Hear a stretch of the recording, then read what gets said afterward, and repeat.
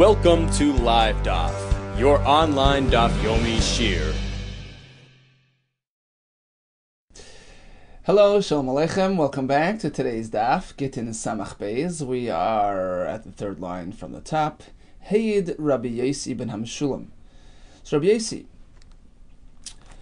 testified. This is a Brisa, a Tesefta, and Meseches Demai. So he presented this halacha Mishum Rabbi Yehuda Achiv in the name of his brother Rabbi Yehuda She'amar, who was quoting another Tana, She'amar Mishum Rabbi Elazar ben Chisma. What is the halacha? Ein oisen chalas am ha'aretz b'tahara. So Rashi explains, suppose we have an am ha'aretz who is uncareful in terms of tumah v'tahara, on his food, on his dough. And here he has a dough which he has already formed, and he asks, Rashi says, a gabel. A gabel was a fellow who would make dough, some sort of like a baker. So he would ask the gabel, please look after my hafrashas challah. I have a dough, which I have made, which of course we presume to be tummy, right? Because he's uncareful with it. And please, you take care of the challah aspect. Take a piece of dough and make sure that it remains tahar. We want to give it to the kohen that he can, so that he can actually enjoy it. Ein oisin chalas am ha'aretz b'tahara. You can't do that. You can't help him in that manner. You know why? Rashi says because the kohen will rely on the gavel, the professional dough maker, who happens to be a trustworthy, reliable person, a chaver, thinking that he was the one who actually processed the dough, which is now tahar, and it's untrue because the Amaretz already made the dough. And since he's less than careful with hilchos tumah v'tahara, you cannot assume that this dough is tahar. Therefore, says Rashi, we don't cooperate with the Amaretz at this point, at this late stage in the game, once the dough was made by the Amaretz himself, but aval oisin isas chulav b'tahara.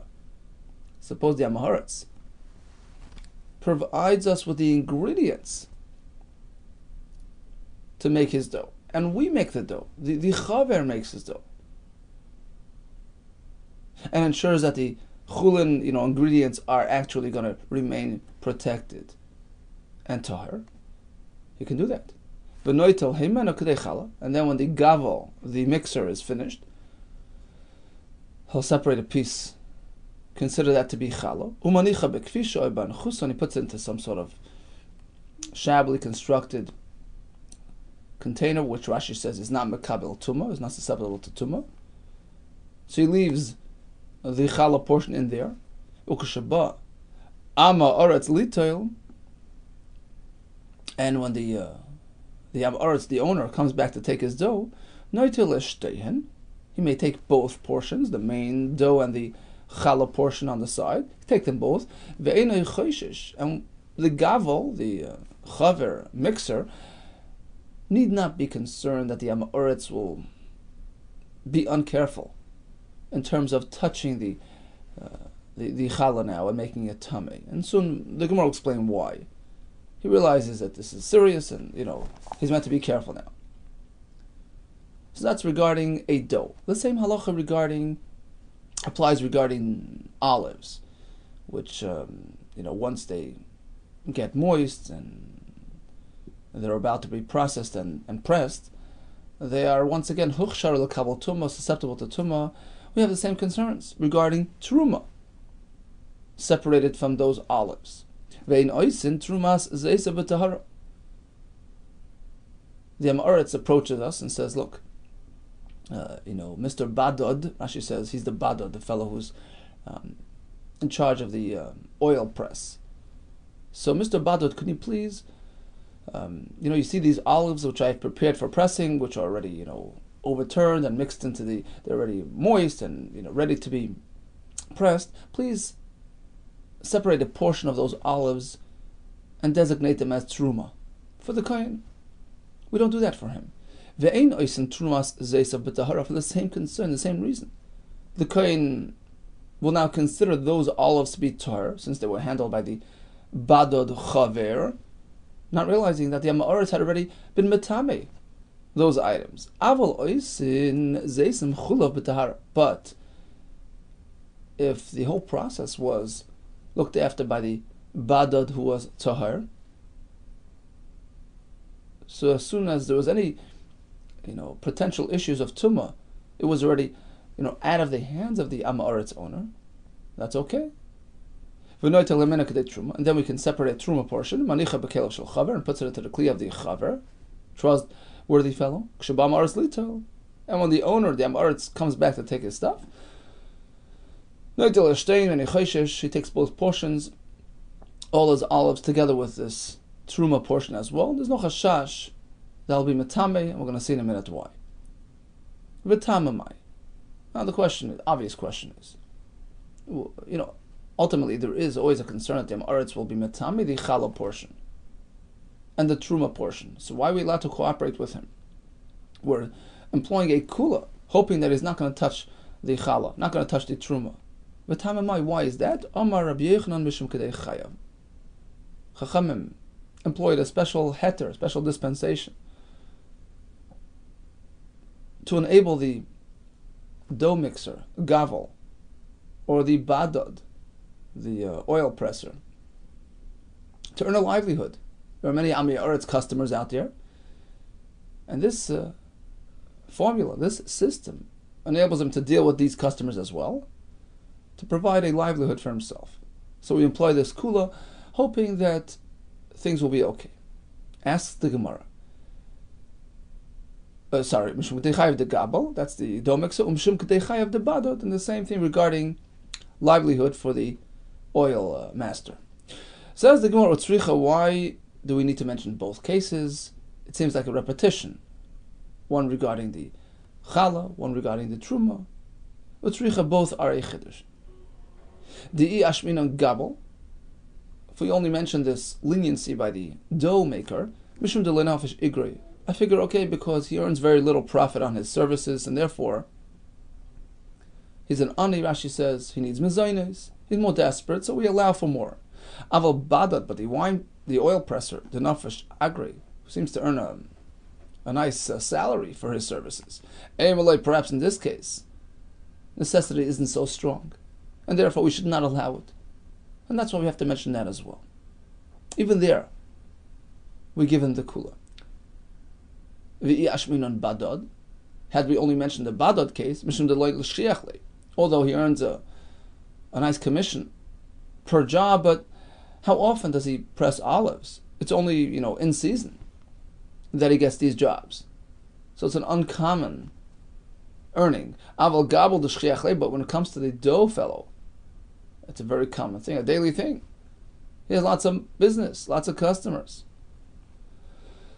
So perhaps even though his earnings are, he earns less per job, but he has more jobs, perhaps we shouldn't allow him to tap into this kula, tzricha. That's why we mentioned both cases. In both situations, Chachamim look after the parnas of these professionals and allowed for this kula. So what is the kula? Amamar. Let's go back and review. So if the chaver looked after the entire process from beginning to end, so ultimately he can separate a piece of challah, and puts it into these kalim, and the Amaretz comes and takes everything back, the dough and the challah portion. And we don't have to be concerned that he'll be matame the challah. Why? Maybe he'll touch the challah. We tell him, look, we warn him, we threaten him. If you dare touch that challah, everything will go back to Tevel, will revert back to Tevel. So now he's careful not to touch it. So maybe he doesn't, he couldn't care less. Who says he's concerned about, reverting back to challah? The answer is hashtalat kunika machavan. Why do you come and make this arrangement with the chaver? Please do this, please do that. He's trying to fix up his food. He's trying to make it mutar ba'achila. You think that he's not going to, care and be negligent? So we assume that he'll follow our instructions, and ultimately the challah portion will remain tahar, and will be suitable for the kohen. Now let's go back and review what we said about that challah portion and about the truma portion.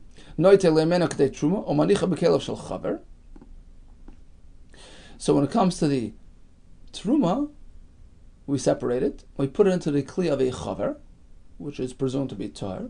Now Mars can come and take everything back. Maybe he'll touch the truma.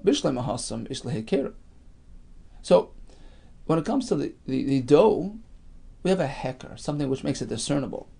Something unusual was put into those unusual containers. Kfisha and anchusa, Rashi says, they're made from rags or whatever. It's not common to put doughs in these things. So Eretz has a clear a sign that this is something off limits, something unusual, which drives home the point that he shouldn't be touching it. So we know that it's safe. But when it comes to the olives, the halacha, the Brisa says that the badod puts it into the kelim of a chaver. Apparently, we're speaking about ordinary kelim, ordinary containers, which provide no unusual heker to highlight the point that he should keep away. Answer: yeah, we do put it into something unusual, into a kli made of glolim, animal waste, stoneware, klei adama, earthenware, which are not mikabel tuma. And as such, even if the Amar touches the kli, well, he's not going to affect anything because it's not susceptible to tumah. And in addition to that, he takes notice. What's the olive doing in this unusual kli? So apparently I'm supposed to keep away. This is supposed to stay safe. Asks the Gemara, Ihachi. So now that you've established that he's putting into unusual, looking kalim, so why does the Brisa say that these kalim have to belong to the chaver to ensure their purity? I feel amaretz nami. If they're not mekabel tumah, even if they belong to the amaretz, they're fine for use. Hachinami ka'amar. That's exactly what the Brisa means. Bekalim shalama aretz haru'uyin l'shtamash ben chaver. Sure, the klei avonim can belong to the amaretz. Doesn't matter who it belongs to. The Brisa used the word kelim shel chaver. It means to say that it's so safe from tumah that even a chaver can theoretically use this kli, even if it belongs to the amaretz, because it's not susceptible to tumah. So bottom line is like this: we have a Brisa with a whole long explanation, as follows. If the amaretz asks the chaver to do just one service, separate his truma, separate his challah, he doesn't do that. We're not allowed to, because it's misleading to the kohen, who may think that the truma and the challah is in a state of tahara, which it probably isn't. But if the chaver was commissioned to look after the entire process of dough making, the entire process of the oil, pressing preparations, in that case, he can go ahead and separate the challah portion of that dough, the truma portion of those olives, as long as he puts it away in a manner which indicates that it's separate, that it's meant to stay that way, meant to stay protected and pure. In that case, we can even trust the amaretz. With it, he can take it back home, and we are sure that it's going to remain b'tahara. Continues the Gemara.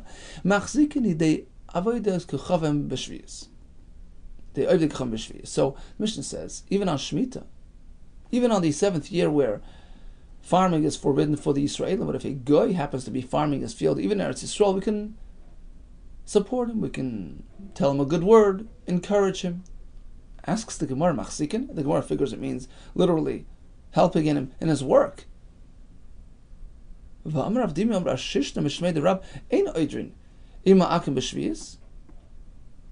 may not plow along with the goy on Shemitah.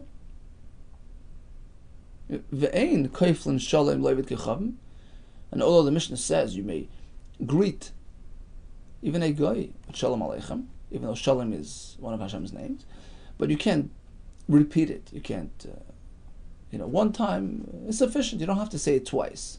Darkei Shalom only allows you to do it once. But in any case, Ein oidrim ima akim b'shviyas. A guy is plowing, you can't dig with him. And the Mishnah seems to say, machzikin, you can actually physically assist him in his work. No, the Mishnah never meant literally helping him in his work. Verbally, you can tell him, achzuku, gesundheit, strengthen yourself. Good going, right? You give him a chizuk, that's all it means. Rav Yehuda amarlu achzuku, Rav Sheshes amarlu ashrata. Rav Yehuda, Rav Sheshes used to address the goyim in that manner. Achzuku, go ahead, strengthen yourself. Ashrata is lashon of yashar koyach, lashon of chizuk, give him a little boost, a little confidence. And that's what you're allowed to do. Ve'ein koiflin shalim, levid gechav, Rav Chizda makdim v'yavlu shlama, Rav Kahana amal shlama lamar. So although we don't double the shalim to the guy, but once is okay. Rav Chizda would initiate a shalom greeting to a guy, and Rav Kahana used to say shlama lamar, peace to Mar. Rashi says Mar means Adoni. And Rashi learns, actually, when Rav Kahana said Shlama Lamar, he meant his Rebbe. He said it to the guy. The guy would think that he was greeting him, but really he meant Shalom to my own Rebbe. And you're allowed to greet them and call out to them with Shalom.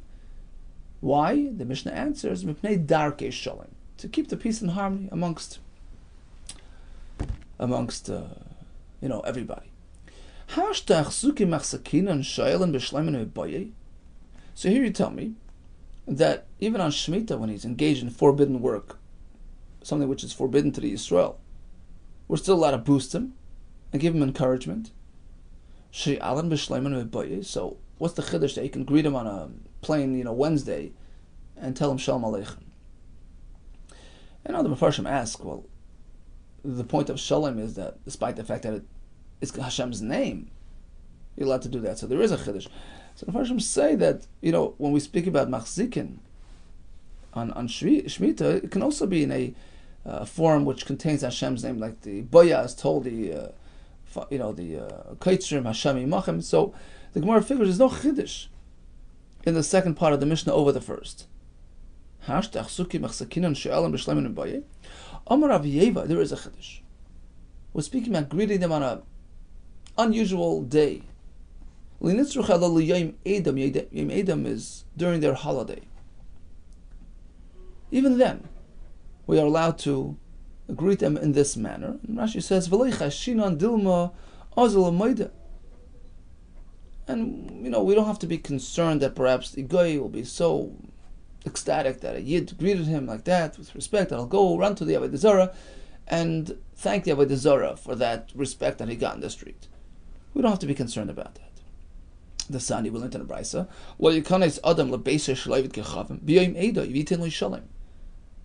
Certainly, one may not enter the home of a guy on his Yom Eid and give him shalom. That's too much respect, which might lead him to go and thank his Avodah Zarah.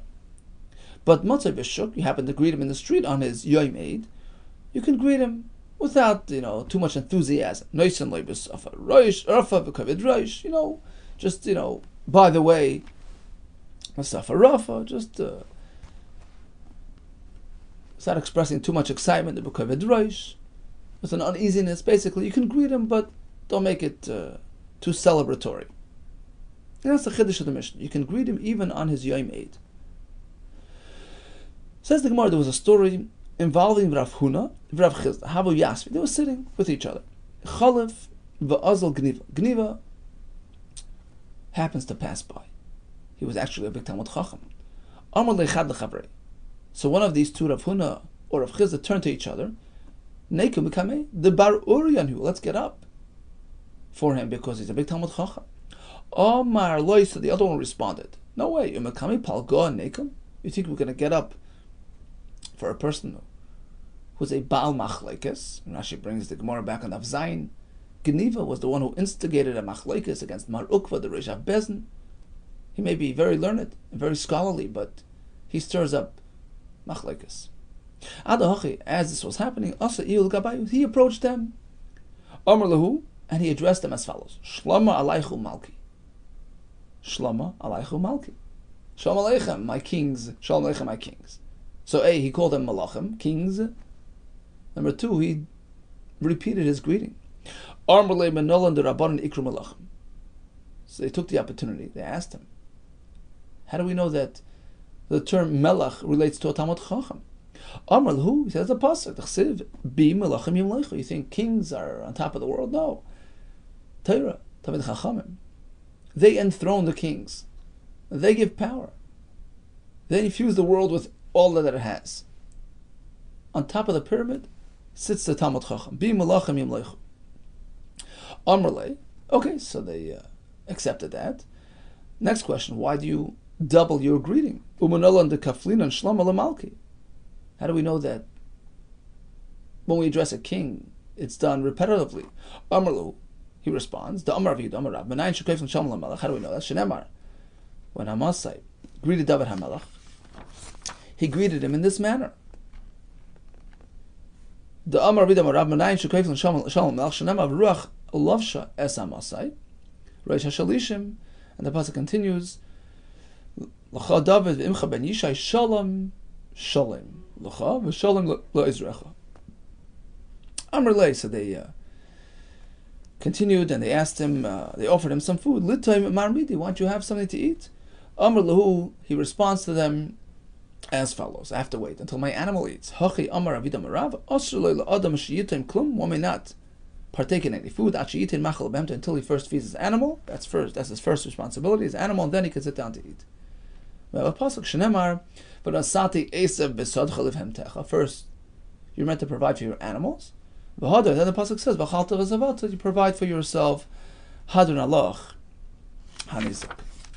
Now we all know that when a person sends a get to his wife, it can be done via a messenger, via a shliach. In fact, the pasuk tells us that he can make a shliach and she can make a shliach. Right? Because it says, "V'kasav l'sefer krisus, v'na'asan biyad v'shilcha mibeisei." And the Gemara in Kedushin Daf Mem Aleph makes a drasha from here. V'shilach indicates that he can send the get through a shliach, and that shliach is called shliach lehoilacha. So basically, the shliach takes the place of the husband. He represents the husband. Right? He's an extension of the husband. It's as though the shliach is the husband for this purpose. And the shilcha tells us that she, as well, the isha can make a shliach to accept, to receive her get. That is called a shliach lekabbalah, an acceptance shliach. In this case, the shliach represents the isha. And as soon as the get is received by the shliach lekabbalah, she gets divorced. So there's a fundamental difference between a shliach lahilacha, the husband's representative, who's just tasked with delivering the get. Right? So it's not going to be activated until he actually delivers it to the isha.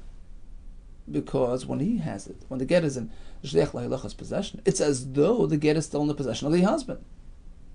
So the get only gets activated when it reaches the wife. Whereas her shliach, which is the shliach likabbalah, represents her, represents the isha. It's like an extension of the isha's hands. And as soon as the get is received by the shliach likabbalah, the reception shliach, she becomes divorced. But let's keep in mind, only the husband can make shliach lahilacha, and only the isha can make shliach likabbalah. Right?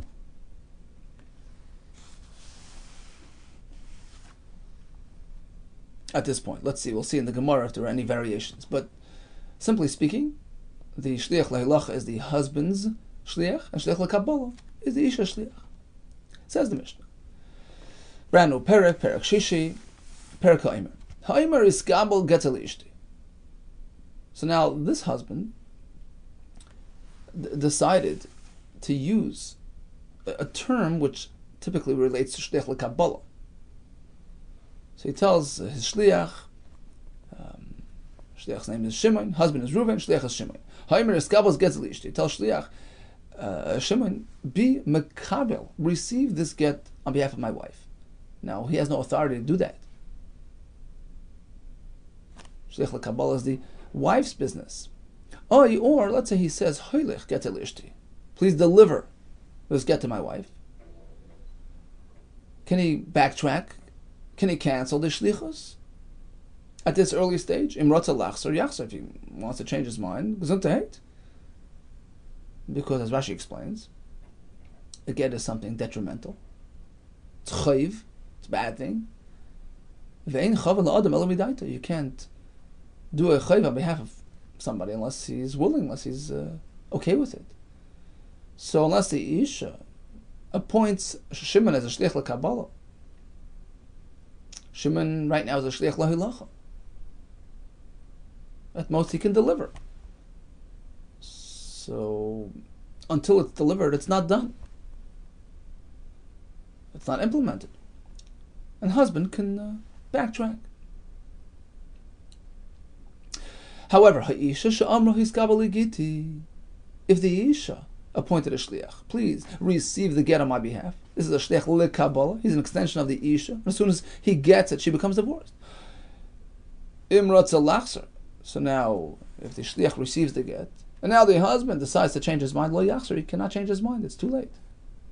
Lefichach, therefore, im amar lehabal. Suppose the Isha appointed this fellow as a shliach l'kabbalah, and he approaches the husband and informs him that he's representing the Isha. But the husband says, no, I'm not going along with that. I'm not cooperating with that. I'm not interested in you being a shliach l'kabbalah for the Isha. Rather, I'm switching your role. Deliver it to the Isha. You be my shliach. That's exactly what happens. He cannot serve as a shliach l'kabbalah. Husband's not interested. He's not cooperating.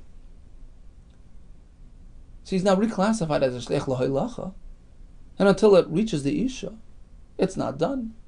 Husband can change his mind. Rabban Shimon Gamliel Afa imeres toili giti. There's another example of shliach l'kabbalah. Likewise, if the Isha tells the shliach, toil accept a get from me, that constitutes a shliach l'kabbalah, in which case if he receives it, husband can no longer cancel the deal. So bottom line, pretty simple. We have a shliach l'hilacha who's appointed by the husband, who's an extension of the husband. It's not a done deal until it's delivered to the Isha. We have a shliach l'kabbalah appointed by the wife. He's an extension of her. In which case, if he receives the get, it's as though it was received by the Isha herself, and divorce is chal. Let's make a diuk in the Mishnah. Tamo deloi shavise ihi shliach l'kabbalah. So let's go back to the beginning of the Mishnah, right? We're going to focus on that second term, on that second lashon. What does the Mishnah say? That it's merely a shliach l'hilach. That's only because this man, this shliach, we called him Shimon, right? Shimon was not appointed by the Isha as a shliach l'kabbalah. But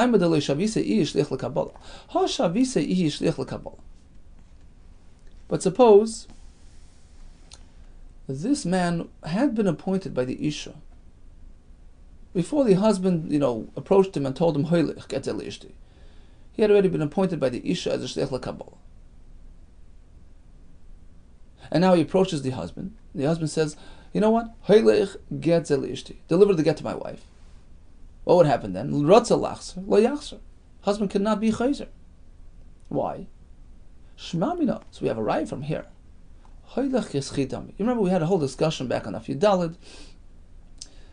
Hoylech. What does hoylech mean? Deliver it. Does it mean just deliver it? Or does it mean accept it on behalf? Accept it on behalf of the recipient. Zechi. Be zeiche for him. We had a whole discussion, perhaps machlekes tanoim, machlekes amoraim. We're going to try to figure out the precise definition of hoylech in terms of halacha from our Mishnah. And here we appear to have an indication of how to treat the word hoylech. The reason why hoylech gets el ishti is not a done deal. Husband can still be chayzer is because this man was not a shliach l'kabbalah. But if he would have been appointed as a shliach l'kabbalah before husband told him these words, apparently it's mashma from the Mishnah It's a done deal. Shema mino hoylech kichidami, because the word hoylech is another way of saying be zeicha for her. And if he had been authorized by the Isha to serve as a shliach l'Kabbalah, when a husband tells him hoylech, it's as though he's cooperating, going along with that. Be zeicha for her. And as soon as he receives it for the Isha, it's a done deal. Is that so? Says in one light. Lo'ilam emalach hoylech lav kichidami. Perhaps, no, hoylech does not mean be zeicha for the Isha. Rather, it just means deliver it to the Isha. So the question is,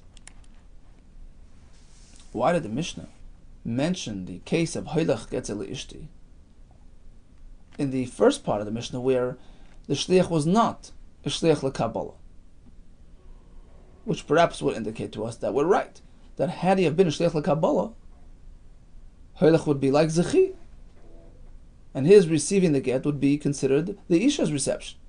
Why did the Mishnah choose to put the halacha of hoylech keschi in this hoylech getzel ishti in this context, where she did not make him a shliach l'Kabbalah? Which sounds like only then do we consider it a shliach l'hoylecha. But if he would have been a shliach l'Kabbalah, then hoylech would be schi. Right? That's the Gemara. V'yiskabel get l'ishti tzrichle. The reason is because of the first expression. Ha'omer yiskabel get l'ishti, which does carry a big chiddush.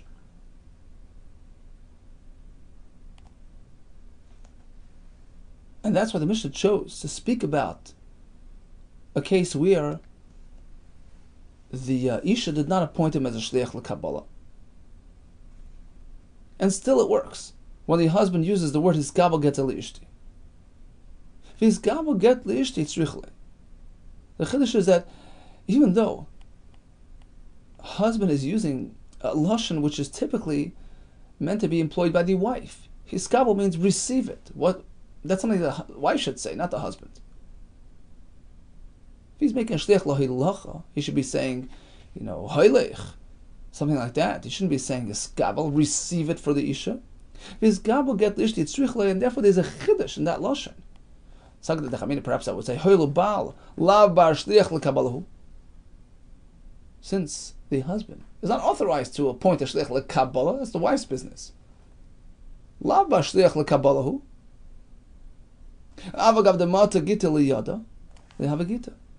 So perhaps if husband chooses to use the term hiskabel get l'ishti, which is not a husband type of term, perhaps it's null and void.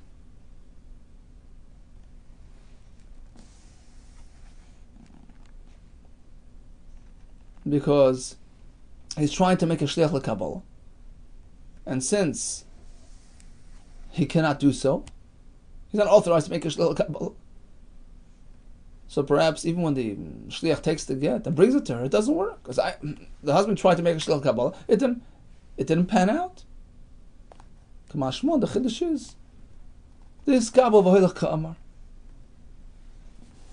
that although he uses the lashon of hiskabel, it was just a borrowed term. He meant to say, receive the get and bring it to her, i.e., be a shliach l'hoylech. So there's a big chiddush in that lashon of the Mishnah. Again, we're speaking that the Isha did not appoint him as a shliach l'Kabbalah, and the husband decided to use a lashon which is indicative of somebody appointing a shliach l'Kabbalah. Hiskabel gets l'ishti. So perhaps that's what he's trying to make, and he couldn't do that. So perhaps it's null and void. The chiddush is no. Although he used the lashon hiskabel. Okay, he used that lashon just as it was an inaccurate lashon, but he really meant to say, take it and bring it to her. So that's a chiddush there, and on account of that expression, the Mishnah also brought the next expression, hoylech getzel ishti, which is another form of making shliach l'hoylecha. But in any case, it has no relevance to our question. Remember, our question was, case number 2, hoylech getzel ishti, is a shliach l'hoylacha, only because she hadn't appointed him as a shliach l'kabbalah. But if this man was also a shliach l'kabbalah of the isha, and the husband followed through by saying hoylech, the halacha would be different. His receiving the get would be considered a gerushin. That's what we wanted to be medayek from the Mishnah. It's only because he wasn't a shliach l'kabbalah that we say hoylech is only l'hoylacha. But if he was already a shliach l'kabbalah, hoylech is a confirmation. Hoylech means receive it on her behalf. So we see that hoylech means be zeicha for her.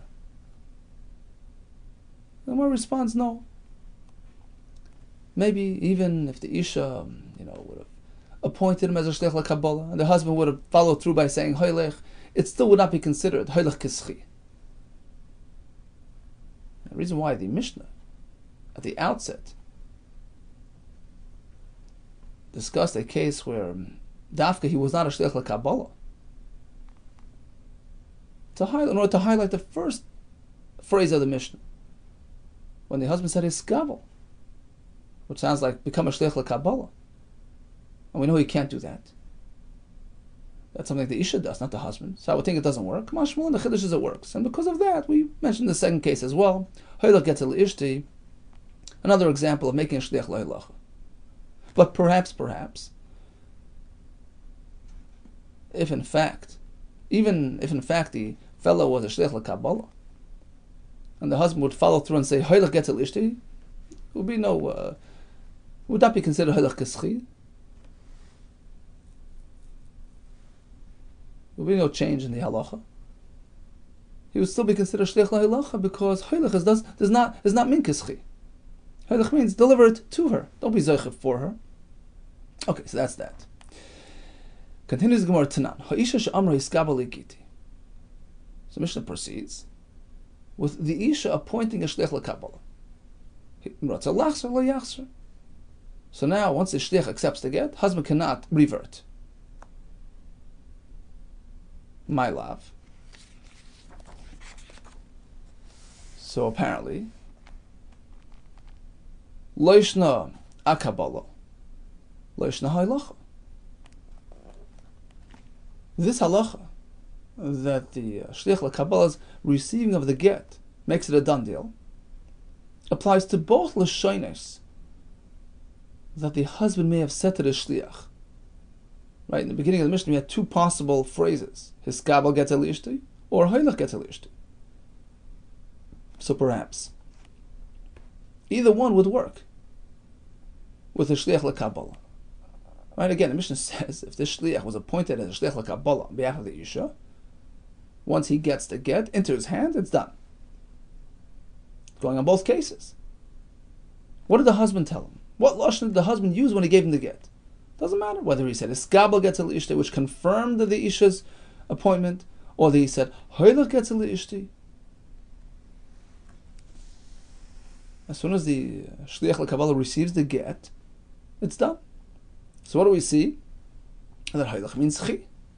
He's confirming the ability of the shliach l'kabbalah to be zeicha for the isha. Lo yakabbalah. No, perhaps this would only apply when the husband says hiskabel gets ishti, where he's confirming the shliach l'kabbalah's ability to receive it on behalf of the isha.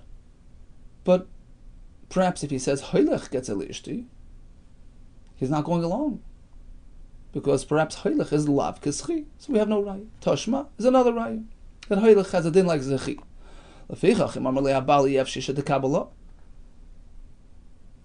So let's say there was a shliach l'kabbalah, but the husband tells him, "Look, I'm not interested. I don't want you to be a shliach l'kabbalah. I want to have some more time to think about it. Eloheilech v'tela, take it and bring it to her, deliver it to her."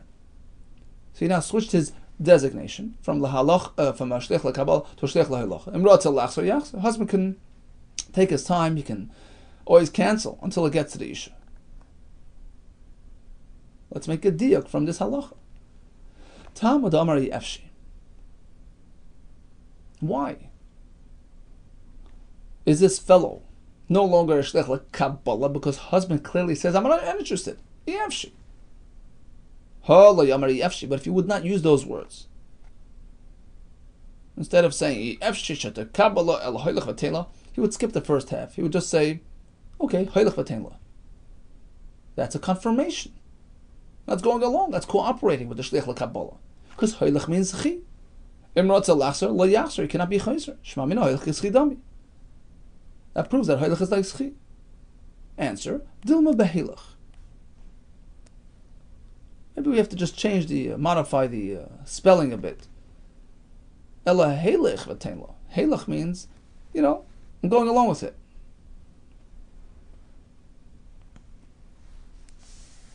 Take it, whatever she says.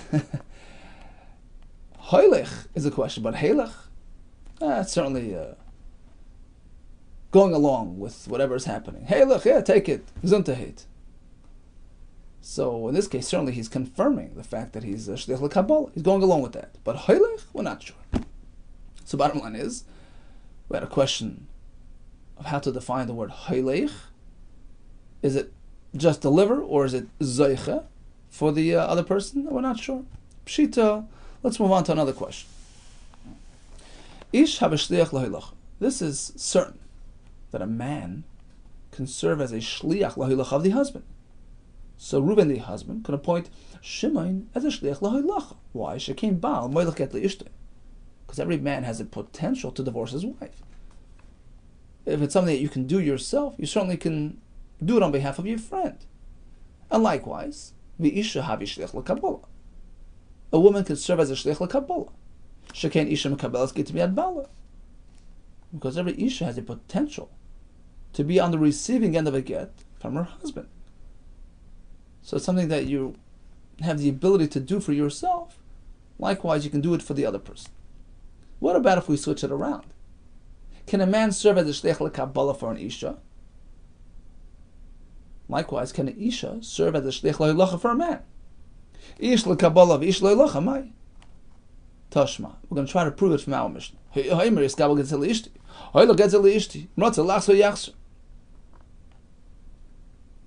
So, part 1 of the Mishnah involves a man appointing a shliach l'holacha. Part 2 of the Mishnah involves a woman appointing a shliach l'kabbalah. Ha'isha she'amra hiskabel gid imratza lachzer lachzer. We're assuming that it's the same person doing both.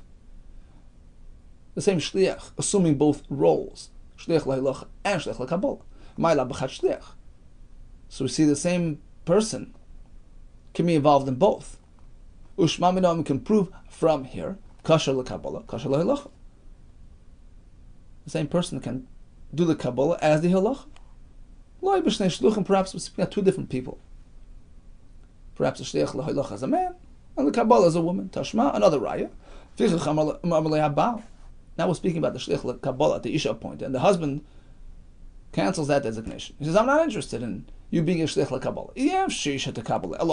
I want you to be my shliach l'halacha. So yes, the husband has the ability to be chayzer until it's delivered to the isha. Here we're speaking of the same exact individual. He was transformed from a shliach l'Kabbalah to shliach l'halacha. Apparently, it can work with the same person. Pashat miha. In fact, we can deduce from here. Ish have a shliach l'Kabbalah. So it's definitely the same person. The question is, is it a man or a woman? So perhaps we can prove that a man. Let's speculate that the Mishnah that allows this type of thing is speaking about a man serving both roles. Ish have a shliach l'Kabbalah. That a man can serve as a shliach l'halacha and l'Kabbalah. You know why? Because we find shekein av mekabel get l'bitiktana. We know that the Torah empowers a father to marry off his daughter and to divorce his daughter, to mekabel get on behalf of his daughter. So we see that a man, talking about an underage daughter, right, a ktana. So we find that a man theoretically has the ability to serve in that capacity.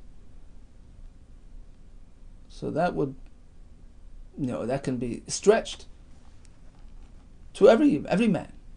Every man can serve in both capacities. But to take it to a woman as well, Isha lo'ilacha tiboilach, who says that an Isha can serve in both roles, both capacities. Isha lo'ilacha tiboilach mai. What's the halacha? Amar Rav Mari Tashma, I'll prove to you that she can. We have a Mishnah which we learned back in Chav Gimel, Af Anoshim She'ein Amanos Leiman Beis Bala, even those women who, experience an underlying current of animosity and competition with this Isha here, and therefore are not trusted when they come testify that her husband passed away. Perhaps they're just setting her up, but still they are ne'eman in terms of delivering her get. Ne'emanis lahavias gita. They're delivering the get. V'asam halacha havi. If you look in the sugya that we're proven that these women are serving in a shliach lahilacha capacity. V'asam halachi. Clearly, an Isha can serve in that capacity. Omar Rashi Miseifa Namash Mamina. We can prove in the second part of the Mishnah as well that an Isha can do that job. The Tani Seifa, the Mishnah says, so Isha Atzma. Maybe Yaskita. That a woman herself can bring her own get, can deliver her own get. As long as she makes that declaration to authenticate the get. And the Gemara there concluded that the Isha is serving in this shliach lahilacha capacity. Otherwise, she wouldn't be saying which is specific to shliach lahilacha. Shmamina, that proves our point that an Isha can serve in that capacity as well. That's the conclusion of the Gemara. So, bottom line is, hailach keschi, we're not sure. Husband can make shliach lahilacha, an Isha shliach lakabbalah. Who can serve in those capacities? And the Gemara concludes, it's not gender related. An ish can be a shliach halacha or kabbalah, and likewise an ish. And now in Aleph we had a Gemara which began with the Yama Oretz. We have to take care not to mislead the Kehanim to think that their products are kosher. But if the chaver was in charge all along, he can separate the challah, separate the truma in a way that ensures its tahara, and then give it over to the kayin. We spoke about being mechazik the yidei akum b'shviyas, greeting them with shalom even during their holiday. And the whole story with Geniva, highlighting the greatness of the Chachamim, Malki Rabbanan, the true kings of the Rabbanan, and therefore he addressed them, Shlomo Aleichu Malki, Shlomo Aleichu Malku. All the best to you and Hatzlacha Rabbah.